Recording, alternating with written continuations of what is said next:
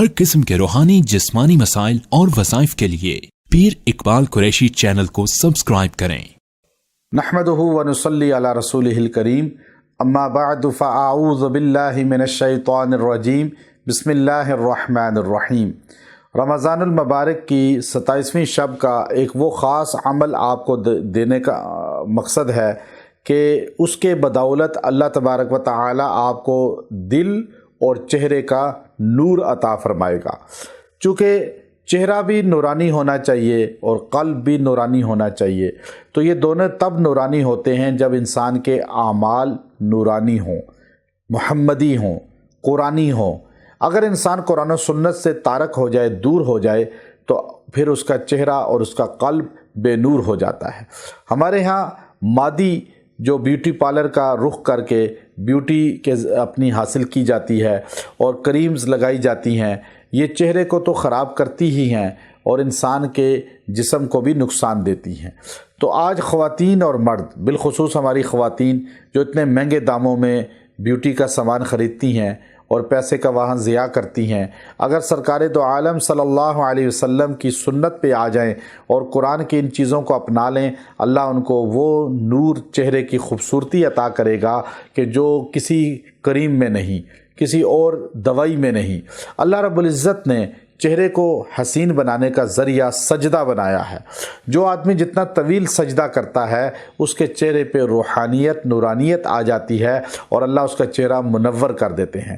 نبی کریم علیہ الصلاۃ والسلام سے پوچھا گیا کہ اللہ والوں کی نشانی کیا ہے؟ فرمایا اذا رؤوا، جب تم انہیں دیکھو اللہ کی تمہیں یاد آ جائے، یعنی چہرہ منور ہو جائے۔ تو چہرہ خوبصورت ہونے کے لیے، نورانی ہونے کے لیے، چہرے سے نشانات ختم ہونے کے لیے بہترین قرآنی عمل ہے کہ آپ 27ویں شب میں یا دن میں، کسی بھی لمحے، 27ویں روزے کی رات یا دن میں، رات پہلے ہوتی ہے ہر اسلامی تاریخ کی اور دن بعد میں ہوتا ہے، تو آپ 27ویں کے دن یا رات میں سورہ والتین والزیتون کو 11 بار پڑھیں، اور اس کے اندر جو آیت ہے لقد خلقنا الانسان فی احسن تقویم، جب اس آیت پر پہنچیں تو ہر بار سورہ 3 پڑھتے ہوئے اس آیت پر آپ نے اس آیت کو 11 بار پڑھنا ہے۔ تو یوں 11 بار سورہ 3 کو مکمل کریں اور پانی پر پھونک لیں، اور کوئی اگر لوشن وغیرہ لگاتے ہیں کریم، اس پر دم کر لیں، اور وہ پانی سے آپ 7 دن اپنا چہرہ دھوئیں اور وہ پانی پئیں۔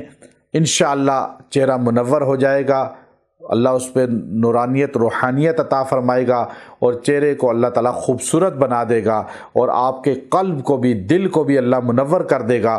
اللہ نے خود فرمایا قسمیں کھا کر، میں قسم کھاتا ہوں تین کی، زیتون کی، طور سینا کی، اور اس کے بعد کہا اللہ نے قسم کھا کر لقد خلقنا الانسان فی احسن تقویم، کہ میں نے انسان کو ساری مخلوقات میں سب سے حسین، خوبصورت پیدا کیا ہے۔